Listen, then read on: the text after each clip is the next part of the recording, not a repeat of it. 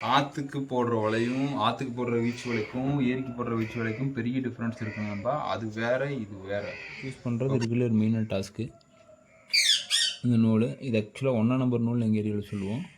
தெரியுதுங்களா? இந்த கண்ணில் கரெக்டாக கோர்த்து வச்சுக்கோங்க. இது வந்து 3 பிரி வர மாதிரி நூல் யூஸ் பண்ணுங்கள். தெரியுதுங்களா?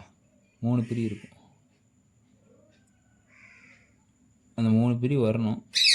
அவர் நூல் கொஞ்சம். Welcome to Bhavani fishing. இன்றைக்கி இந்த வீடியோவில் நம்ம எதை பற்றி பார்க்க போகிறோம் அப்படின்னா, ஒரு வீச்சுவல் எப்படி பண்ணுறது அப்படிங்கிறத பற்றி தான் ஃபுல்லாக டீட்டெயில்டாக எக்ஸ்பிளைன் பண்ண போகிறோம். ஆக்சுவலாக ஒரு வீடியோவில் இதை நம்ம வந்து கம்ப்ளீட் பண்ணவே முடியாது. எல்லாருக்கும் தெரிஞ்ச விஷயம் தான். நம்ம வந்து 1 by 1 கொண்டு போகலாம். இதனோட பழைய வலையில் வந்து நான் வந்து ஒரு பேட்ச் மட்டும் எக்ஸ்டெண்ட் பண்ணியிருக்கேன். பழைய பேட்ச், அதாவது பழைய வலை வந்து பார்த்திங்கன்னா 11 அடியில் நான் வச்சுருந்தேன். அந்த வலை வந்து லாஸ்ட் பேட்ச் ரொம்ப ஹெவியாக டேமேஜ் ஆயிடுச்சு. நான் ஒரு 2 இயர்ஸாக யூஸ் பண்ணேன். அதுக்கு ஒரு டேமேஜ் ஆனங்காட்டி லாஸ்ட் பேட்ச் மட்டும் இப்போ கன்வெர்ட் பண்ணிட்டு புது பேஜ், அதாவது 11 அடி வலையை 13 அடி வலையை டேரெக்டாக கன்வெர்ட் பண்ணிட்டேன். அதை வலையை பற்றி தான் பார்க்க போகிறோம். பார்த்தீங்கன்னா தெரியும், இது பழைய மால் தெரியுதுங்களா? அதே புது மால் பாருங்கள் எப்படி நீட்டாக இருக்குன்ட்டு. இது தெரியுதுங்களா டேமேஜ் எந்த அளவுக்கு ஆகும் அப்படின்ட்டு? அங்கே கட்டாக இருக்கும் தெரியுதுங்களா? அதெல்லாம் ரீஒர்க் பண்ண வேண்டியிருக்கும். இந்த பழசு, இது புதுசு நண்பா. பார்த்தீங்கன்னா ஃபுல்லாக ஜாயின் பண்ணியிருப்போம். ஜாயிண்ட் ஏரியாவே பார்த்தீங்கன்னா தெரியுது உங்களுக்கு, ஒரு கையில் பிடிக்கிற அளவுக்கு இருக்கும். கீழே பாருங்கள், கீழே வெள்ளடி ஃபுல்லாக போட்டு இருந்துட்டேன். கொஞ்சம் பேலன்ஸ் இருக்குது, அதை போடணும். அதுக்கப்புறம் பார்த்திங்கன்னா வலையோடைய வெள்ளடி போடுறது தான் ஃபஸ்ட் பார்க்க போகிறோம். வெள்ளடி எப்படி போடுறோம் அப்படிங்கிறத பார்த்துட்டு அதுக்கப்புறம் மணி எப்படி கட்டுறது 1 by 1 அப்படியே எக்ஸ்பிளைன் பண்ணலாம். நம்ம ஃபுல்லாக ஒரே வீடியோவில் கவர் பண்ண முடியாது. ஆக்சுவலாக இது என்னோட வலை, இது ரீஒர்க்குங்காட்டி நான் வந்துட்டு ஒரு 2 வீடியோவாக பண்ணலான்ட்டு இருக்கேன். ஃபஸ்ட்டு எப்படி இது வந்து வெள்ளடி கட்டுறதுன்னு இந்த வீடியோவில் கவர் பண்ணிடுவேன். அடுத்த வீடியோவில் பார்த்திங்கன்னா மணி எப்படி இதில் கோக்கிறது அப்படிங்கிறது கவர் பண்ணிடுவேன். உள்கயிறு போடுறது எல்லாமே அடுத்த நெக்ஸ்ட் வீடியோவில் கவர் ஆயிரும். இந்த வீடியோவில் பார்த்தீங்கன்னா நம்ம என்ன மாதிரி மெட்டீரியல் யூஸ் பண்ணலாம், எதுக்காக நம்ம வந்து நரம்பு வலிக்கு போகணும், எதுக்காக நூல் வலிக்கு போகணும் அப்படிங்கிறதையும் கொஞ்சம் எக்ஸ்பிளைன் பண்ணியிருக்கேன். நீங்கள் வீடியோ ஃபுல்லாக பார்த்தீங்க அப்படின்னா உங்களுக்கு ஒரு ஐடியா இருக்கும். ஓகே கைஸ், வாங்க வீடியோக்குள்ளே போகலாம். அப்புறம் பார்த்தீங்கன்னா இது பார்த்தீங்கன்னா நாங்கள் எங்கள் ஸ்டைலில் வந்து பார்த்தீங்கன்னா 2 கண்ணி வர மாதிரி, இங்கே பாருங்கள், 2 கண்ணி வர மாதிரி நாங்கள் ஆல்ரெடி பின்னிடுவோம், கையிலேயே பின்னிடுவோம். பார்த்தீங்கன்னா தெரியும். இதுக்கப்புறம் தான் நம்ம வந்து டேரெக்டாக இது வந்து மணியில் கோப்போம். மணியில் கோக்கிறதுனா மணியில் வந்து நாங்கள் நாட் ஹெவியாக வைப்போம். பார்த்தீங்க ஒரு நிமிஷம், இப்போ பார்த்தீங்கன்னா தெரியும், நாட்டு நீங்கள் என்ன தான் இழுத்தீங்கனாலும் பாருங்கள், ஃபுல் பவர் நீங்கள் கொடுத்தீங்கனாலும் ஒரு மூமெண்ட் இருக்காது. நம்ம அந்த மாதிரி நாட்ஸ் போடுவோம். நீங்கள் அந்த மாதிரி நாட்ஸ் போடலாம். அதை எப்படின்னா அப்கமிங் வீடியோஸில் நான் 1 by 1 எக்ஸ்பிளைன் பண்ணுறேன். ஓகே கைஸ், பாருங்கள். இப்போ வந்து ஒரு 90% வேலையை முடிச்சிருக்கோம், கொஞ்சம் இருக்குது. இப்போ அதை எப்படி ஜாயின் பண்ணுறோம் அப்படிங்கிறது இந்த வீடியோ. கைஸ், இப்போ பார்த்தீங்கன்னா வலையை நம்ம வந்து ஜாயின் பண்ணிகிட்டு இருக்கோம். வெள்ளடி மட்டும் ஜாயின் பண்ணிகிட்டு இருக்கோம். எப்படி ஜாயின் பண்ணுறதுன்னு பாருங்கள். ஒரு எண்டை பார்த்தீங்கன்னா அந்த மாதிரி வலையோட லாஸ்ட்டில் கட்டி அங்கே இழுத்து கட்டியிருக்கேன். இந்த மாதிரி நமக்கு ஃப்ரீயாக இருந்தால் மட்டும்தான் நம்ம கோக்க முடியும். அதாவது ஒரு மாதிரி கிரிப்பில் தொங்கிட்டு இருக்கணும். கிரிப்பில் தொங்கும்போது நமக்கு பார்த்தீங்கன்னா கொஞ்சம் ஈஸியாக இருக்கும். அப்புறம் இந்த வெள்ளடி வந்து காலில் லாக் பண்ணிக்கங்க. இதுவும் கொஞ்சம் கிரிப்பாக இருந்தால் நம்ம கொஞ்சம் ஸ்பீடப் பண்ண முடியாது. இல்லை அப்படின்னா ரொம்ப, அதாவது இப்படி ஒட்டி இருந்தாலும் கண்ணி நமக்கு கையில் எடுக்கும்போது கொஞ்சம் ஸ்ட்ரகிளாக இருக்கும். இப்படி லூஸாக இருந்தாலும் நம்ம எடுத்து பின்னும் போது நமக்கு அந்த ஸ்பீட் கிடைக்காது, டைம் எடுக்கும், ரொம்ப டைம் எடுக்கும். அதனால தான் நான் இந்த மாதிரி ஃபாலோ பண்ணுவேன். இந்த பொண்ணுமே கிடையாது நண்பா, ஜஸ்ட் இப்படி எடுத்து கோத்துக்க வேண்டியதான். கீழே வந்து நீங்கள் நாட்ஸ் போடணுங்கிற அவசியமே இருக்காது. ஏன் க்ளோஸ் வந்து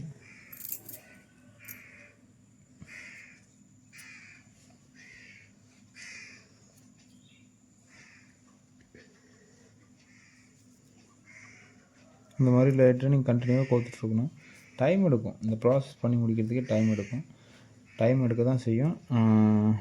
அப்படி செஞ்சோம்னா மட்டும்தான் நமக்கு ப்ராப்பரான லைஃப் வரும் வலைக்கு. நீங்கள் யாருக்குறையாக வேலை பண்ணிங்கன்னா இந்த வேலையில நமக்கு லைஃப் கிடைக்காது. தெரியுதா உங்களுக்கு நான் இந்த மாதிரி லாக் பண்ணுறேன் அப்படின்ட்டு? இந்த மாதிரி பொறுமையாக பண்ணணும் 1 by 1. இது எல்லாமே மெஷர்மெண்ட் தான் எல்லாமே. நீங்கள் எவ்வளோ கண்ணியில் கோக்குறீங்க அப்படிங்கிறது எல்லாமே கணக்கில் இருக்கணும். கீழே ஒரு கண்ணிக்கு ஒன்று கோத்திங்கன்னா போதும், அதிகமாக கோக்க தேவைப்படாது.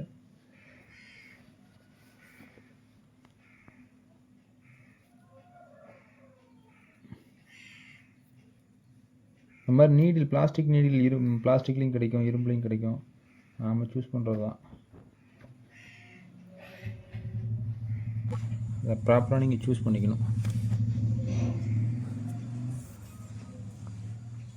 இது க்ரிப் இல்லைன்னா நம்ம பண்ண முடியாது. ஒரு டைம் அது க்ரிப் லூஸ் ஆகணும், டைட்டாக இருக்கணும், அப்போ தான் நமக்கு பண்ணுறதுக்கு ஈஸியாக இருக்கும். கயிறு சூஸ் பண்ணுறது ஒரு பெரிய டாஸ்க். அதாவது இப்போ லாக் பண்ணிகிட்ருக்கேன் பார்த்தீங்களா, இது 1ஆம் நம்பர் நூல்னு சொல்லுவாங்க. 1ஆம் நம்பர் நூல் கரெக்டாக நீங்கள் எடுக்கணும். அப்போ தான் உங்களுக்கு அது கரெக்டாக கிடைக்கும். கண்ணி தெரியுதுங்களா, அந்த மாதிரி டைட்டாக பிடிக்கங்காட்டி தான் விலகி வருது, இல்லைன்னா அது விலகவே விலகாது.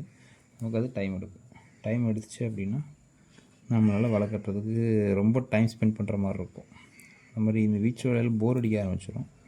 நீங்கள் அந்த மாதிரி டைம் அதிகமாக ஸ்பெண்ட் பண்ண வேணாம் அப்படின்னா சில பல ஷார்ட்கட்ஸ்லாம் இருக்குது. நான் ஒன்று வேணால் சொல்லிட்டு வருவேன் வீடியோவில், ஃபாலோ பண்ணிங்கன்னா உங்களுக்கு யூஸ்ஃபுல்லாக இருக்கும். வீச்சு வலை கட்டுறவங்களுக்கு எப்படி ஸ்பீடப் பண்ணலாம் அப்படிங்கிறதுக்கு ஒரு ஐடியா வந்துடுவீங்க. நான் ரிப்பீட்டடாக அந்த ஒர்க் பண்ணுறங்காட்டி நமக்கு அது எப்படிலாம் ஷார்ட்கட் இருக்குது, அதாவது எப்படி சீக்கிரமாக கட்ட முடியும், குவாலிட்டியாக கட்டணும், அது ஒன்று இருக்குல்ல. குவாலிட்டிக்காக சில நேரங்களில் டைம் எடுக்கும், பட் இருந்தாலும் நம்ம அந்த டைம் கொடுத்து தான் ஆகணும்.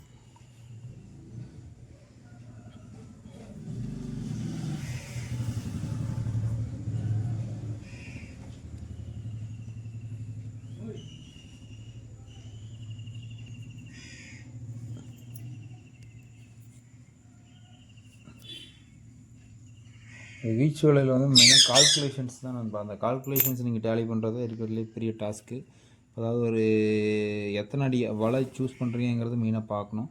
அதாவது நீங்கள் ஒரு 10 அடி வலை சூஸ் பண்ணுறீங்க அப்படின்னா அது மினிமம் பார்த்தீங்கன்னா 10 அடி அப்படிங்கிறது அது 20 அடியோட சுற்றளவு நமக்கு 20 அடி விரியணும். 10 அடினா 10 அடிக்கு 20 அடி வலை விரியணும். அதாவது சென்டர்லேருந்து இந்த பக்கம் 10 அடி, அந்த பக்கம் 10 அடி விரிஞ்சால் மட்டும்தான் அது 10 அடிக்கான வலை அப்படிங்கிறது சொல்ல முடியும். நீங்கள் 10 அடி வலை போட்டு அது 8 அடிக்கு 8 அடி தான் விரியுது, பாதி தான் விரியுது, முக்கால்வாசி தான் விரியுது அப்படின்னா நீங்கள் கீழே அந்த அளவுக்கு எக்ஸ்டெண்ட் பண்ணியிருக்க மாட்டீங்க. பாஸ் பண்ண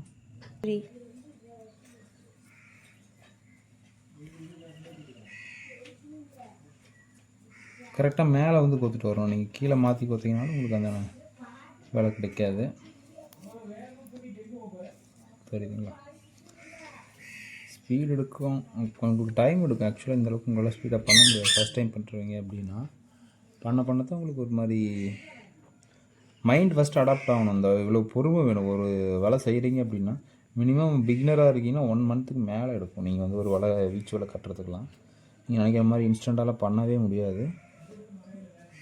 அந்த 1 மந்த்து உங்களோட பேஷன்ஸ் தான். சிலர்லாம் பாதி வேலை செஞ்சுட்டு தூக்கி போட்டு போயிடுவாங்க. என் ஃப்ரெண்டெல்லாம் அப்படி தான் கட்டுறேன்னு ஆரம்பித்தான். பாதி வேலை செஞ்சுட்டு எனக்கு வேலையே வேணாம்டா, எந்த அளவுக்கு வேலை செய்யணுமோ எனக்கு தேவையே இல்லை அப்படின்ட்டு போயிட்டேன். இந்த மாதிரி நிறையா பேருக்கு தோணும். ஏன்னா அது நம்ம மைண்டையே மாற்றிடும், அந்தளவுக்கு வேலை வாங்குவோம் வீச்சு வேலை. பட்டு ஒன்ஸ் கட்டிட்டீங்க அப்படின்னா ஓகே, உங்களுக்கு ஒரு கான்ஃபிடென்ட் வந்துடும். நம்ம வீச்சு வேலை மட்டும் கட்டிட்டோம் அப்படின்னா அவ்வளோதான், எந்த வேலை வேணால் கட்டலாம். நம்ம வீச்சு வேலை இருக்கிறதுலே டஃப்னு சொன்னால் வீச்சு வேலை தான். இந்தளவுக்கு நீங்கள் கஷ்டப்பட்டு அதில் ஒர்க் பண்ணும்போது உங்களுக்கு அதோட அவுட்புட் எப்படி இருக்கும் அப்படின்னா தண்ணியிலேயே நனையாமல் மீன் பிடிக்க முடியும், அவ்வளோதான். அதனோட அவுட்புட்டும் அந்த மாதிரி நமக்கு ப்ராப்பராக கிடைக்கும். புரியுதுங்களா? இப்போ நம்ம எந்தளவுக்கு கஷ்டப்படுறோம் அப்படின்னா அந்தளவுக்கு ப்ராஃபிட்டும் இருக்குது நமக்கு. நம்ம சும்மா கஷ்டப்படல, அதுக்கான ப்ராஃபிட் நமக்கு கண்டிப்பாக கிடைக்கும். கட்டு விலையோடு இந்த விலை பெஸ்ட்டாக தான் இருக்கும். பட் இன்னும் கட்டு விலை சேல்ஸுக்கு பெஸ்ட்டாக இருக்கும். வீச்சு விலை வந்து பார்த்திங்கன்னா நம்ம இன்ட்ரெஸ்ட்டாக ஜாலியாக டைம் பாஸ் பண்ணுறதுக்கு ரொம்பவும் பெஸ்ட்டாக இருக்கும். அது வீச்சு வலையில் எல்லா நாளும் ஒரே மாதிரி மீன் கிடைக்குமான்னு கேட்டால் கிடைக்காது. ஆனால் கட்டு வலையில் நமக்கு ஒரு எஸ்டிமேட் பண்ணிக்கலாம் இவ்வளோ மீன் கிடைக்கும் அப்படின்ட்டு. வீச்சு வலையை பொறுத்த வரைக்கும் அந்த எஸ்டிமேஷனுக்கு நம்ம வரவே முடியாது. ஓகே நண்பா, நான் ஃபுல்லாக கோத்து முடிச்சுட்டு வீடியோ கண்டினியூ பண்ணுறேன். இந்த நூல் பார்த்தீங்களா, அந்த நூல் சூஸ் பண்ணுறது இருக்குல்ல ஒரு மெயினான டாஸ்க்கு. இந்த நூல் இது ஆக்சுவலாக 1ஆம் நம்பர் நூல் எங்கள் ஏரியாவில் சொல்லுவோம். தெரியுதுங்களா? இந்த கண்டில் கரெக்டாக கோத்து வச்சுக்கோங்க. இது வந்து 3 பிரி வர மாதிரி நூல் யூஸ் பண்ணுங்கள். தெரியுதுங்களா? 3 பிரி இருக்கும். அந்த 3 பிரி வரணும். அவர் நூல் கொஞ்சம் நைஸ்லேயே இதோட தின்னாகவும் இருக்கும், இதோட திக்காகவும் இருக்கும். அந்த ரெண்டையுமே சூஸ் பண்ணக்கூடாது. கரெக்டாக இந்த சைஸ் 1ஆம் நம்பர் நூல் கட்டுவலை எங்கள் ஏரியாவில் தக்கவலைக்கு மெயினாக யூஸ் பண்ணுவாங்க. தக்கவலை மேல் கயிறு கட்டுறதுக்கு நாங்கள் யூஸ் பண்ணுறது. இது வந்து இப்படி கோத்திங்க அப்படின்னா உங்களுக்கு எப்படி வரும் அப்படின்னு பாருங்கள். ஆக்சுவலாக இந்த மாதிரி தான் வரும். 2 கண்ணி தெரியுதுங்களா? இந்த மாதிரி வரும் போல். கீழே ஈயம் போட்டால் தான் இறங்கும். அப்புறம் இன்னொரு மேட்ரு என்னென்னா, இப்போ இது வந்து பார்த்திங்கன்னா கட்டை வரலாயம் தெரியுதுங்களா? கரெக்டாக கட்டை வரல் மட்டும்தான் நுழையும். நான் கீழே போட்டுருக்கிறது பாருங்கள், அதுலேயும் கட்டை வரல் மட்டும்தான் நுழையும். ப்ராப்பராக பார்த்தீங்கன்னா தெரியுதுங்களா? இந்த மாதிரி நீங்கள் வலை போடணும். அதாவது மேலே என்ன போடுறீங்களோ எக்ஸாக்டாக அந்த மாதிரி கீழே போடணும். கீழே போட்டிங்கன்னா தான் அதாவது இந்த 2 இன்ச் 3 இன்ச் 2 கண்ணி 3 கண்ணிங்கிறீங்க, அதில் அந்த பெரிய டிஃப்ரென்ஸை நீங்கள் ஃபீல் பண்ண முடியும். கண்டிப்பாக அதில் மீன் எஸ்கேப் ஆகிறதுக்கான சான்சஸ் அதிகம். நீங்கள் இப்போ ஒரு 4 டைம் 5 டைம் தான் கேஷ் பண்ணுறீங்க அப்படின்னாலும் அந்த 4 டைம் 5 டைம் நமக்கு ஒரு குறிப்பிடத்தக்க மீன் எஸ்கேப் ஆகும். அதாவது ஈக்குவலாக ஒரு ஆயம் போட்டிங்கன்னா அவ்வளோ கரெக்டாக இருக்கும், நீங்கள் எக்ஸ்பெக்ட் பண்ணுற மீன் கிடைக்கும். அது ஆயம் சின்னதாக போடுறப்போ ஏகப்பட்ட இஷ்யூஸ் ஆகும். ஓகே நண்பர்களே, பார்த்தீங்கன்னா இங்கே பார்த்தீங்கன்னா தெரியும், இந்த வலை வந்து 13 அடி வலை. இது நான் ஒரு அப்ராக்சிமேட் 85 அடி சுற்றளவு வச்சுருக்கேன். 85 அடி சுற்றளவு வரும். ஓகேங்களா? இந்த சுற்றளவு கால்குலேஷனில் அப்கமிங் வீடியோஸில் எப்படின்னா ஒவ்வொரு எத்தனை 10 அடிக்கு எவ்வளோ வைக்கணும், 11 அடிக்கு எவ்வளோ வைக்கணும், 1 by 1 நம்ம லைனாக கொண்டு வருவோம். இந்த வீடியோ யூஸ்ஃபுல்லாக இருக்கும்னு நினைக்கிறேன். இன்கேஸ் இந்த உங்களுக்கு பீச் வேலை எப்படி செய்கிறது அப்படின்னு டவுட் இருக்குது அப்படின்னா, என்னென்ன டவுட் இருக்குன்னு கமெண்ட்டில் சொல்லுங்கள். நம்ம வீடியோவில் 1 by 1 அதை எக்ஸ்பிளைன் பண்ணலாம். அதாவது நான் ஒரு ஃப்ளோவில் போயிட்டு இருப்பேன், நீங்கள் என்ன டவுட்டில் உங்களுக்கு இருக்குது அப்படிங்கிறது எனக்கு தெரியாது. கமெண்ட் செக்ஷனில் நீங்கள் சொல்லும்போது தான் எனக்கு சரி ஓகே இந்த டவுட் நம்ம கிளியர் பண்ணலாம் அப்படின்னு எனக்கு ஒரு ஐடியா வரும். கண்டிப்பாக கமெண்ட் செக்ஷனில் உங்களோட டவுட்ஸை கண்டிப்பாக விட்டுட்டு போங்க. நான் அதுக்கான பதிலை வந்து அடுத்த வீடியோக்களில் நான் கொண்டு வரேன். நிறைய டவுட் வரும், எனக்கு இருக்கிற நாலேஜ் வச்சு நான் கிளியர் பண்ண பார்க்குறேன். அது ஓகேன்னா உங்களுக்கு ஓகே தான். ஓகே கைஸ், கட்டுறது அப்படிங்கிறது நான் கொஞ்சம் எக்ஸ்பிளைன் பண்ணுறேன். மணி கட்டுறதுல நிறைய டெக்னிக்ஸ் இருக்குது, நிறைய ட்ரிக்ஸ் இருக்குது. அதை நெக்ஸ்ட் வீடியோவில் கண்டிப்பாக நான் சொல்கிறேன். நம்ம ஏன் வீச்சுவலை பண்ணி கொடுக்குறது இல்லை அப்படின்னு நிறைய பேர் கால் பண்ணுறீங்க. எனக்கு தெரிஞ்ச ஒரு 50 பேர் கால் பண்ணியிருப்பாங்க வீச்சுவலை மட்டும் வேணும்னு கேட்டுட்டு.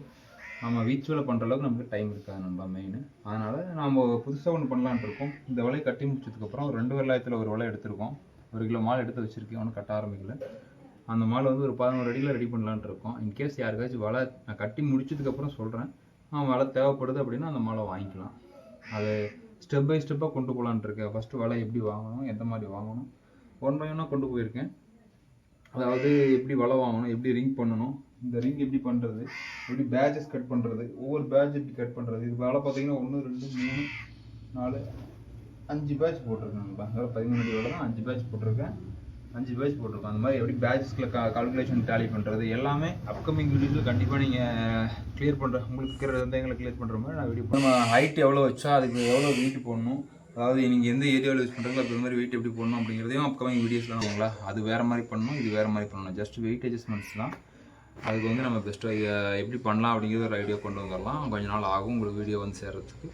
அடுத்தது பார்த்தீங்கன்னா இந்த மாதிரி வீச்சுவல் சம்மந்தப்பட்ட வீடியோ வேணும் அப்படின்னா கமெண்ட் செக்ஷனில் கண்டிப்பாக சொல்லிட்டு போங்க. உங்களோட டவுட்டை மறக்காமல் சொல்லிட்டு போங்க. அப்போ தான் என்னால் நெக்ஸ்ட் வீடியோவில் அதை பற்றி பேச முடியும். இதுக்காக தான் நான் கேட்குறேன். ஓகே கைஸ், நம்ம வீடியோ புதுசாக பார்க்குற நண்பர்கள் கண்டிப்பாக லைக் பண்ணி சப்ஸ்கிரைப் பண்ணுங்கள். உங்களுக்கு இந்த மாதிரி இன்ட்ரெஸ்டிங்கான நிறைய வீடியோ காத்துட்ருக்கு. ஓகே, தேங்க்யூ, பாய்.